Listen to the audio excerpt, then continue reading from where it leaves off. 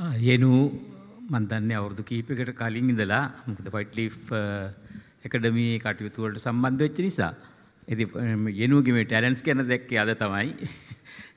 නාලක කියලා තියෙන මාත් එක්ක මේ යනු එක එක අංශවල දක්ෂයි කියලා දැන්